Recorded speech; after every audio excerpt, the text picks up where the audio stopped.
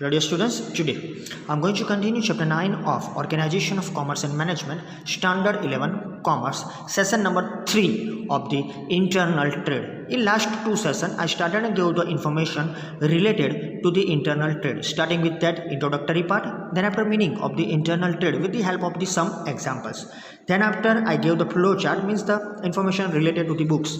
I gave the classification of the internal trade with the help of that 4 different type of that particular internal trade was there. Under that the first two, that is internal and international, both have the separate chapter. So उसको हम separate chapter में देख ही रहे हैं, अभी 9th में, उसके बाद 10th में. लेकिन जो second one है on the basis of the distribution, direct and indirect, वो यहाँ पर है, उसमें हम देखेंगे. Next one, that is first one we discuss the wholesale trade with the help of that meaning some of the services to the producers and some of the services to the retailer from the wholesaler side. Total 6 services from the both points we discussed. Now today I am going to start and continue the next point related to the distribution under the indirect selling, that is or indirect trade, that is the retail trade. આપણે છૂટક વેપાર કહીએ છીએ in simple language generally. So what is this retail trade? Let's start. Meaning, when goods are purchased either in small or large quantity from the wholesaler or producer and are sold to the customer as per requirement, it is called retail trade. This is the meaning. Exam में आपको यही लिखना है. तो simple thing, this retailers are those persons, those traders who are purchasing the different type of the goods, right, in small और large quantity as per the requirement from the producers and from the wholesaler. अब ऐसा जमाना नहीं रहा है कि retailer सिर्फ wholesaler से परचेस करता है. Nowadays retailer is always purchasing from the wholesaler. It was the old concept, but now at present he will और may be as per the terms and condition directly he is purchasing the goods from the producers too. So simple thing, goods जब purchase होते हैं in small और big quantity, large quantity from the wholesaler और the producer and sold होते हैं customer को उनकी requirement के हिसाब से, उसको हम रिटेल ट्रेड बोलते हैं. So here retailer is providing the goods to the customers as per the requirement. Wholesaler से उसने 12 का पैकेट लिया होगा लेकिन रिटेलर को 1 चाहिए तो वो छूटक देता है. That's why it is known as the छूटक व्यापारी, राइट. उसको हम रिटेल ट्रेड और रिटेल ट्रेडर इसीलिए बोलते हैं. So the retailer is in direct contact with the customers.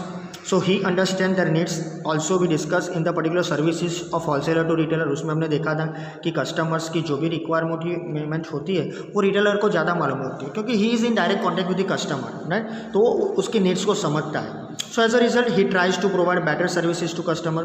उसके पास कई प्रोडक्ट होती है, right, not only one product. Wholesaler के पास सिर्फ एक ही प्रोडक्ट है क्योंकि उसका होलसेल करता है, लेकिन रिटेलर के पास क्या होता है, उसके पास as a result he tries to provide better services to customers by providing good services and also good products. तो वो अच्छे से अच्छी तरीके से प्रोड्यूसर के से गुड लेके, होलसेलर से गुड लेके कस्टमर को देता है. दैट इज डिपेंड कि वो कैसे उसका यूज़ करता है, राइट. कस्टमर कई बार ऐसा होता है डायरेक्टली प्रोड्यूसर्स का कांटेक्ट करने की कोशिश करता है, right. That is a thing. अभी के दिनों की बात है, राइट. पुराने समय में ऐसा नहीं होता था लेकिन अभी ऐसा होता है. That is the reality. Nowadays, maybe through the e-commerce it happens. So as a result, he tries to provide better services. So thus, retailer is a connecting link between the wholesaler and customer in the channel of the distribution of goods. उसमें हमने देखा था wholesale trade में कि wholesaler कौन है, वो link between producer and retailer. अगर एग्जाम में आया तो आप लिख सकते हो, उसके जो भी सर्विसेज है आपको लिखने हैं, राइट. अगर यहाँ पर इसके हिसाब से आया तो ये जो रिटेलर है कौन है, वो होलसेलर और कस्टमर्स के बीच में एक लिंक है. तो ये बहुत अच्छी लिंक है. होलसेलर जो लिंक था प्रोड्यूसर और रिटेलर के बीच, उससे अच्छी लिंक ये है क्योंकि customer that is the god, that is the we can say king of the market. God तो नहीं बोल सकते लेकिन किंग ऑफ मार्केट बोल सकते हैं हम उसको, राइट. वो ग्राहक जो होता है वो बाजार का राजा होता है. तो वो ये लिंक बहुत अच्छी तरह से मेंटेन करनी पड़ेगी. That is the thing. So simple thing, it's a link between the wholesaler and retailer in the channel of the distribution of goods. ये भी याद रखना है. Next point under this, that is the services of retailer.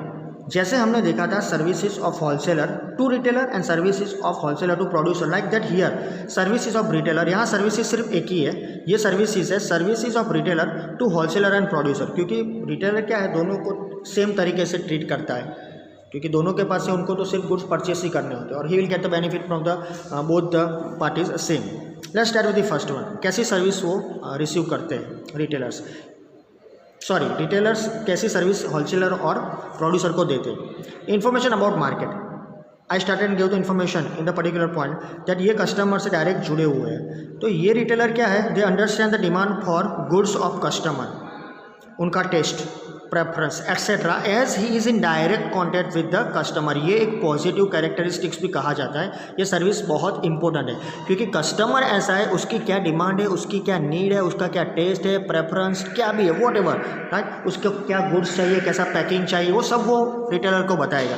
तो that's why the particular retailer will understand easily all these things, and because the reason is he is in direct contact with the customer, thus he supplies this information to the producer through wholesaler। तो ये जो कई बार ऐसा होता है direct producer को भी वो इन्फॉर्मेशन दे सकता है through the numbers, right, and sometimes this particular information, right, that is through the wholesaler, right, wholesaler से उनके थ्रू प्रोड्यूसर तक जाती है। That is the thing, simple thing is there. Second one, helps in advertisement. A retailer advertises the producer and wholesaler by placing their signboards, pamphlets, samples at his premises. When you visited some retailer shop, mostly हम જાતે ही અને આમ જોવા જઈએ તો દિવસમાં એકવાર આપણે એની વિઝિટ લેતા જ હોઈએ છીએ, you know that one, right, કે we are visiting this type of the places. तो at that time when we are at that particular place, हम देखते हैं some of the sign boards provided by the producer और उधर wholesaler to retailer, right, कई pamphlets हमको दिए जाते हैं, राइट, सैम्पल्स भी हमको मुफ्त में दिए जाते हैं free of cost, that's the thing. So इसके हिसाब से वो एडवर्टीजमेंट डायरेक्टली रिटेलर ही करते हैं। अगर आप एडवर्टीजमेंट टीवी में देख रहे हो, मोबाइल फ़ोन में देख रहे हो, तो हम जनरली आप जानते हो स्किप कर देते हैं, राइट, ऐसा सब कुछ रियल लाइफ में हमने देखा है, राइट। लेकिन जब आप एक प्लेस की विजिट करते हो तो आप उसको देखते ही हो। सो सबसे ज़्यादा बेनिफिट एडवर्टीजमेंट का रिटेलर थ्रू जाता है, right. So that is the thing. तो ये सर्विस बहुत इंपॉर्टेंट भी है। Third one, that is increase in credibility. जो रेप्यूटेशन है वो, retailer sells the goods to the customers by purchasing from the producer और wholesaler, providing better quality of goods at reasonable price. अब ये काम प्रोड्यूसर तो कर नहीं सकते, तो उनके हिसाब से होलसेलर सिर्फ होलसेल में गुड्स सेल करेंगे। तो ये सब काम करते हैं रिटेलर्स। तो रिटेलर्स क्या करते हैं, वो कस्टमर्स को जैसी उनकी डिमांड है, राइट, प्रोड्यूसर से लेके होलसेलर के लेके उनको अलग अलग क्वांटिटी में शायद as per the requirement of customer देते हैं, लेकिन क्वालिटी तो वही रहेगी। तो better quality of goods at reasonable prices. तो ये सब काम करते हैं पर्टिकुलर रिटेलर। सी क्वांटिटी 12 पर्टिकुलर पेन आती है एक बॉक्स में, कस्टमर को 12 नहीं चाहिए, आपको मालूम है उनको एक ही चाहिए, तो ये काम रिटेलर करेगा। Quality will be from the producers, right, और wholesaler will provide the different services. तो ये काम सिर्फ जो क्रेडिबिलिटी बढ़ाने का काम है, जो रेपुटेशन बढ़ाने का काम है, वो सब काम करते हैं रिटेलर। तो इसका रिजल्ट क्या आएगा? द रिजल्ट इज देयर कि his credibility increase in the market, right. So market में बाय डिफॉल्ट उसकी रेपुटेशन बढ़ेगी, क्रेडिट वर्दीनेस बढ़ेगी, और उससे ज़्यादा उनको ये बेनिफिट होगा कि मार्केट थ्रू कुछ ना कुछ उनको इन्फॉर्मेशन भी मिलेगी। So these are the some services of retailer to wholesaler and producer, right. तो इसको हमें ध्यान में रखना है। सर्विसेज 3 ही है, राइट, डायरेक्टली दोनों को हम देते हैं as a retailer, right. Now moving towards the next point, that is advantages. Here it is, advantages. First one, opportunity of selection. In a retail trade, retailer keeps different varieties of goods of many producers, isn't it? आपने देखा होगा, when you will demand biscuits, a specific company they will provide, but he will give choice to you. क्या नवा आया है, just try it, same type of the product is that, just company is different, may be margin is high, may be margin is low, quality is good, what ever. वो depend करता है retailer के ऊपर, वो कौन सी product आपको बेचता है, लेकिन आपको जो चाहिए उससे भी अच्छा वो प्रोडक्ट दे सकता है। So because the reason is that he has the different type of the variety of goods. Many producers का उसके पास गुड्स होता है, होलसेलर के पास ऐसा नहीं है, keep in mind. Hence customers have the opportunity of selection. Biscuits सबसे ज़्यादा, राइट, स्टेशनरी में पेन देखो, पेंसिल देखो, शूज़ में देखो, राइट। हाँ, स्पेसिफिक आप फ्रेंचाइजीज में जाते हो, यहाँ आएगा हमारा फ्रेंचाइजीज क्या है, तो उसका ही प्रोडक्ट मिलेगा, राइट। डिपार्टमेंटल स्टोर में जाओगे तो चॉइस मिलेगी आपको, लेकिन कोई फ्रेंचाइजी में जाओगे तो will get the product of that one and only that company, तो वो देखेंगे आगे। लेकिन सिलेक्शन रिटेलर के थ्रू मिलता है, बाकी सिलेक्शन आपको नहीं मिलेगा। अब if you are visiting the wholesaler, अब अलाउ है, अब कस्टमर भी डायरेक्टली होलसेलर के वहाँ जा सकते हैं, लेकिन वहाँ उनको क्वांटिटी में मिलेगा, उनको शायद 1 पीस आएगा तो नहीं भी मिलेगा, उनको 3 या 4 पीस लेने पड़ेंगे, depend. Right, so this is the thing, that opportunity of selection, that is advantage. Next advantage, home delivery of goods. Nowadays it is very simple. In the retail trade, sometimes the retailer renders services of delivering goods at the customer's home and save their time. तो यहाँ पर क्या है, retail trade में sometimes it happens कि retailer क्या करता है, सर्विस प्रोवाइड करता है directly home to home, means door to door, घर से घर तक, मीन्स दुकान से घर तक, या एक पर्टिक्युलर एरिया में वो ये प्रोवाइड करेगा आपको, right, at customers home and save the time. અને તમે જોયું હશે કોવિડ-19માં આપણે એનો ઘણો બધો ફાયદો લીધો જ છે, રાઈટ. બટ હા, એ વસ્તુને અસાઇડ કરીએ, but keep in mind the thing કે home delivery of goods nowadays it's common, not only in the sense of the one particular company, those who are providing the different type of the food at home, right, but every type of the things. Okay, बड़ी जो cities होती है उसमें जो grocery होती है अब वो डोर टू डोर भी मिल जाती है आपको, right? क्योंकि वो पॉल्यूशन उसके हिसाब से बाहर ना निकले, कोई traffic, right, so saves time and also you will get the benefit. हाँ, थोड़े पैसे ज़्यादा लग जाते हैं, 10% या वो whatever the charges are there, 5%, 10%, whatever, लेकिन ये तो बहुत ज़्यादा है, आपके गुड्स के ऊपर डिपेंड करता है. सो that is the home delivery. Now it is happen कि मे बी इन फ्यूचर सब कुछ ऐसा हो सकता है. Next one, redressal of the complaints of the customer. जो कस्टमर की कंप्लेन होती है ना, उसका रिट्रेसल होता है, उसको हम कहीं ना कहीं तरह से सॉल्यूशन ला सकते हैं. रिटेलर की बात है तो retailer in retail trade receives complaints about the goods from the customers, conveys them to the wholesaler और producer and thereby becomes helpful in quick retrieval of the complaints. शायद ये एक मार्क के लिए आपको या 2 मार्क के लिए आपको मालूम पड़ना चाहिए कि कैसे रिट्रेस होता है, क्योंकि प्रोड्यूसर्स जो होते हैं उनके पास जो भी कंप्लेंट जाती है वो डायरेक्ट नहीं जाती है. ये तो अभी पिछले 10 सालों में ऐसा हुआ कि वहाँ पर कस्टमर केयर नंबर दिया जाता है, customer can direct call on that one. पर आपको मालूम है कि वो टोल फ्री नंबर होता है, वो वहाँ कैसेट बजती है कंप्यूटर के थ्रू, राइट. तो वहाँ आपकी कंप्लेंट दर्ज तो होती है, लेकिन उसके पीछे कितना रिट्रेस्ड रेशियो है we don't know exactly, right. तो simple thing is that he will complain, that means customer will complain to the retailer, retailer to wholesaler और प्रोड्यूसर. सो यहाँ एक बेनिफिट है, through this particular retail trade customers can directly complain to the particular retailer, he will retailer will convey to the wholesaler और producer. तो यहाँ producer के पास complain चली जाती है वाया और थ्रू द रिटेलर, ओके, और उसका क्विक रिट्रेसल होता है within short time period. Next one, fourth one, sales on credit to customer. हमें यहाँ क्रेडिट पर गुड्स मिलेगा, हमें, that means we are the customers. Retailer in retail market और retail trade is in direct contact with the customers, so he is aware of their economic position. तो यहाँ पर ये रिटेलर जो होते हैं वो कस्टमर्स के कांटेक्ट में, डायरेक्ट कांटेक्ट में, फेस टू फेस वो मिलते हैं. सो उनको मालूम है, राइट, कि उनकी इनकम पोजीशन कैसी है. समझ लो मेरी पर्टिकुलर इकोनॉमिक पोजीशन क्या है, वो मेरे जो ग्रोसरी शॉप वाले उसको मालूम हो कि पिछले 10-12 सालों से मैं उससे लेता हूँ. मैं इसको बोलूँगा सैलरी आएगा तब पैसे पेमेंट करूँगा, तो ही विल एग्री, राइट. हाँ, कोई बात नहीं, पहली बीजी तारीख आप ही दे दो, that is a real thing, right. हमारी पर्टिकुलर जो एरियाज़ होते हैं उसमें हम किसी न किसी ग्रोसरी शॉप वाले को जानते ही हो, बरसों से हम वहाँ से सब कुछ लेते हैं, राइट. तो economic position face to face वो मिलते हैं तो उनको मालूम होती है. So he sells the goods on credit to customers as per the requirement. तो सैलराइज पर्सन हो तो इनके लिए बहुत अच्छी बात है.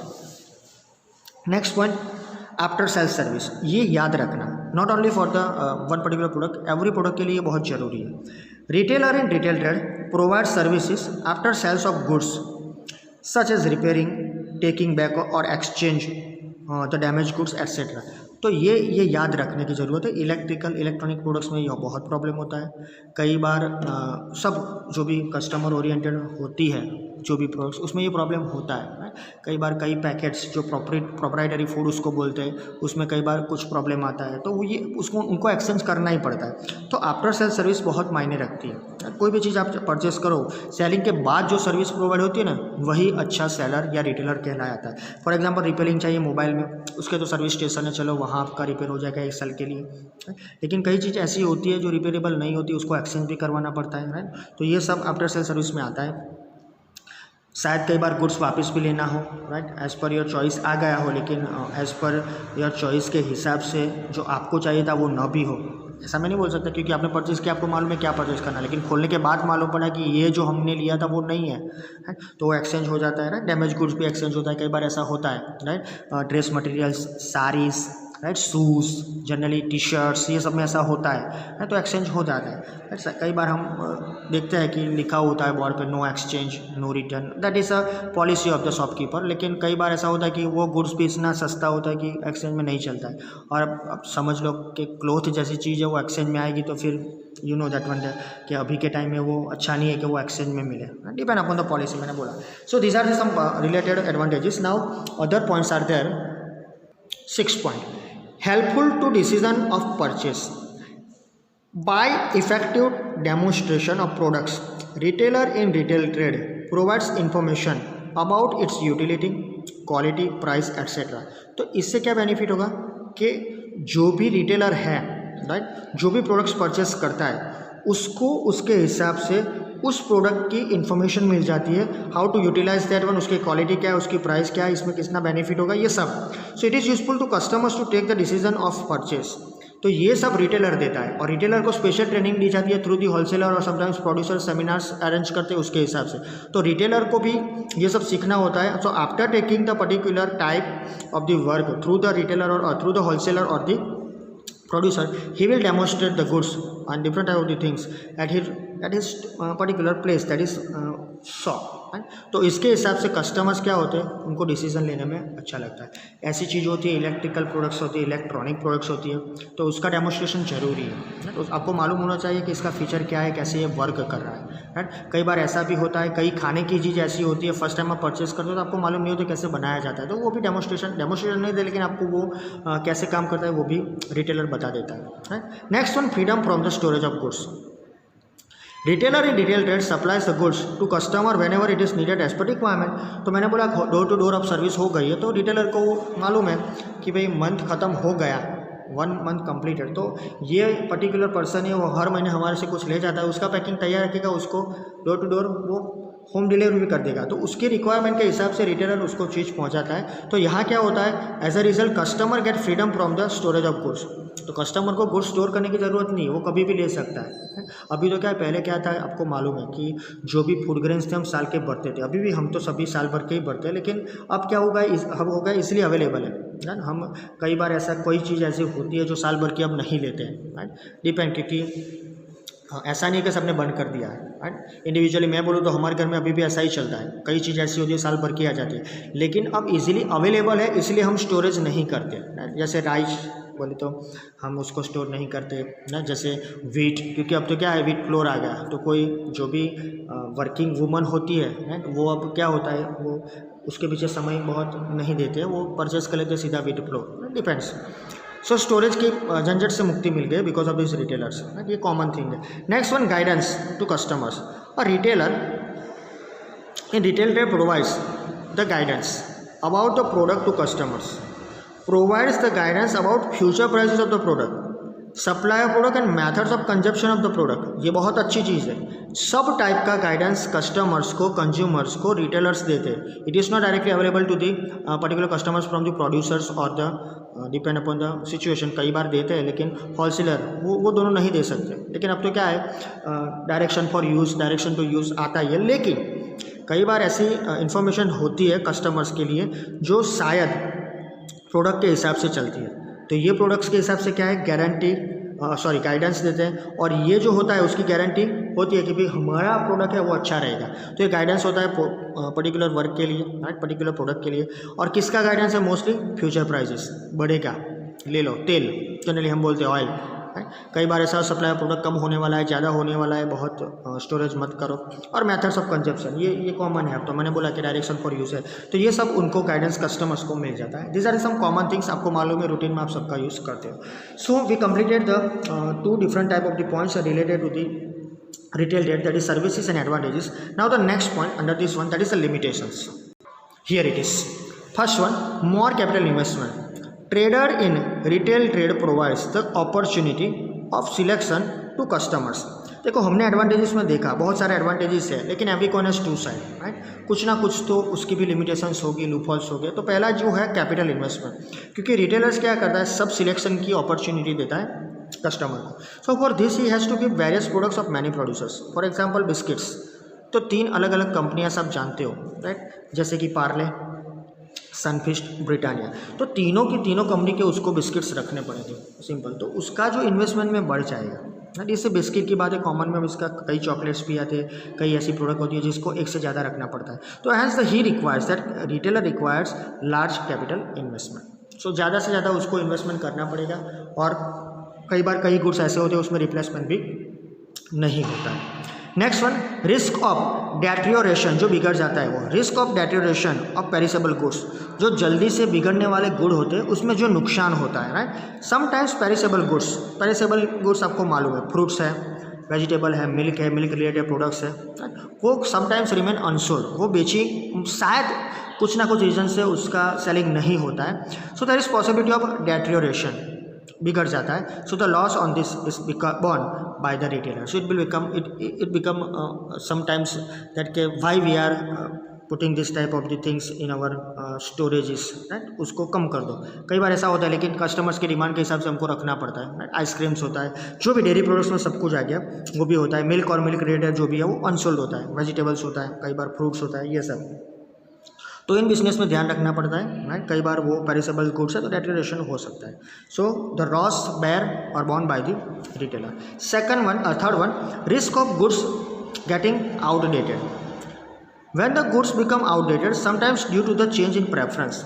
आउटडेटेड यानी उसका मार्केट में कोई डिमांड नहीं रहता है, उसकी कोई वैल्यू भी नहीं रहती है, उसको कोई शायद because of some of the new products उसको आउटडेटेड हम बोलते हैं, राइट। तो चेंजेस आ जाते हैं, तो उसके लिए क्या होता है, प्रेफरेंस बदल जाता है, टेस्ट बदल जाता है, फैशन बदल जाती है, टेक्नोलॉजी बदल जाती है, तो कई चीज़ें ऐसी होती है जिसको हमें शायद लॉस में डालना पड़े, शायद some of the shirts and T shirts are there, some of the shoes are there, तो ये सब चेंज होता है, टेक्नोलॉजी चेंज होती है, कई इलेक्ट्रॉनिक प्रोडक्ट्स होती है उसमें भी चेंजेस आ जाता है, राइट। अब देखो विंडो AC, उसकी अब कोई भी डिमांड नहीं है, तो who will purchase that one, 1000 2000 3000 5000 से ज़्यादा वो बिकेगा नहीं, राइट। तो आपके पास अगर पुराना प्रोडक्ट पड़ा है, राइट, आप उसको तो अब आप उसको निकाल देना पड़ेगा आपको, राइट। उसका बिजनेस ही नहीं करना है ना, विंडो AC रहे ही नहीं है, तो स्प्लिट AC आ गया, तो ये तो बहुत सालों की बात है, पहले ऐसा हुआ था, टेक्नोलॉजी बदल गई, फैशन भी बदलती जा रही है, तो बदलते फैशन के तौर पर आपको भी चीज़ें बहुत कम रखनी चाहिए, तो आउटडेटेड की शायद पॉसिबिलिटीज़ हैं। सो क्या होता है, then they are to be sold at cost price और लेस देन कॉस्ट प्राइस। मालूम है आपको कॉस्ट प्राइस क्या है, इकोनॉमिक्स में आप सीख गए हो, राइट। जो भाव से आपने उसको परचेस किया है उसके हिसाब से, so then they are to be sold at cost price और less than cost price. Cost price आपको मालूम है, when you will purchase the goods, okay, sometimes you have to pay the prices, okay, as per the particular your demand. आप जो भी pay करते हो that is a cost price, और उसको आप सेलिंग करते हो वो प्राइस अलग होती है, तो sometime you have to pay the prices that is on the cost price. Means you will purchase the goods from the producer और wholesaler at ₹10 and the selling price is ₹12, okay. सो उस time पे आपको वो 10 rupees में ही बेचना पड़ता है, और समटाइम्स ज़्यादा लॉस ना हो इसलिए आपको उससे भी कम टाइम में और कम पैसे में बेचना पड़ता है, समटाइम्स 9 रुपीज़। तो ये क्यों होता है, क्योंकि वो आउटडेटेड हो जाता है, ज़्यादा लॉस ना हो इसलिए। Next one, fourth one, risk of loss storage और फ्लक्चुएशन ऑफ प्राइस। लॉस हो सकता है, स्टोरेज भी हो सकता है, फ्लक्चुएशन भी हो सकता है। Retailer bears the risk of the damage to the goods. कई बार ट्रांसपोर्टेशन में ये हो सकता है, शॉर्टेज ऑफ गुड्स हो सकता है, कई बार मार्केट में गुड्स नहीं आते हैं तो उसकी शॉर्टेज है, और कई बार प्राइस फ्लक्चुएशन का भी लॉस हो सकता है, प्राइस प्लस माइनस होती है। ये चीज़ें जनरली रूटीन जो कंज्यूमर गुड्स होते हैं उसमें बहुत कम होती है, लेकिन ऑयल में ज़्यादा होता है ऐसा। रूटीन में जो हम हर रोज़ का यूज़ करते हैं, वेजिटेबल्स में ऐसा होता है ना, जो हर रोज़ का काम, तो उसका शायद लॉस कस्टमर्स को हो जाए, लेकिन रिटेलर्स को सबसे ज़्यादा वो स्टोर नहीं कर सकता ज़्यादा से ज़्यादा, तो इसका लॉस है स्टोरेज का, फ्लक्चुएशन प्राइसेस का। Next and last one, bias. Bias कैसे, sometime trader in retail trade does not sell the goods of such producers towards to whom he has a बायस। तो ये तो बहुत ऐसी बात हो गई कि one second, I am just repeating the thing कि रिटेल ट्रेड में क्या है कि retail trade does not sell the goods of such producers. कई प्रोड्यूसर्स के गुड्स होते हैं वो सेल नहीं करते, राइट, तो उनके हिसाब से, रिटेल के हिसाब से शायद उनको उनके पर्सनल बायस हो, ऐसा होता है, हमने भी देखा है, आपने भी शायद देखा होगा भी, हमें आना बिस्किट नहीं बेचता, हमें आनी पेन नहीं बेचता, हमें आना चंपल नहीं बेचता, that is a thing, right, हमने नहीं फालतू, दैट इज़ अ थिंग। तो ये बायस रहता है, ये कस्टमर्स में रहेगा, राइट। तो कस्टमर भी वही चॉइस करेगा जो उसको रिटेलर देगा, तो रिटेलर जनरली ये बायस के हिसाब से गुड्स सेल करेगा, और एक इमेज खराब होगी, जो क्रेडिबिलिटी जो क्रिएट होती है कंपनी की, राइट, वो खराब हो जाएगी। लेकिन हाँ, रिटेलर की इमेज बढ़ेगी, क्योंकि वो अच्छा रहेगा कि भाई वो ऐसे कंपनी है जिसके गुड्स नहीं बेचता है, शायद वो कंपनी में अफोर्ड होगा, डिपेंड, ये सब उनकी पर्टिकुलर रिटेलर की मेंटालिटी है, उसके ऊपर depend. So that is the end of the retail trade, right. With in one session I completed that one, that is the small point. यहाँ हमने देखा meaning, services of retailer to the wholesaler and producer, advantages and disadvantages. From next session in next session I will start and give that types of the retail trade, right. जो retailer की basic information थी हमने ले ली, advantages disadvantages के तौर पर, right, जो demerits है। अब उनके टाइप है, ये टाइप पूरा चैप्टर लेगा आपका, और इसमें आपको टोटल इन्फॉर्मेशन, पूरी इन्फॉर्मेशन मिल जाएगी related to the different type of that retail trade. Thank you.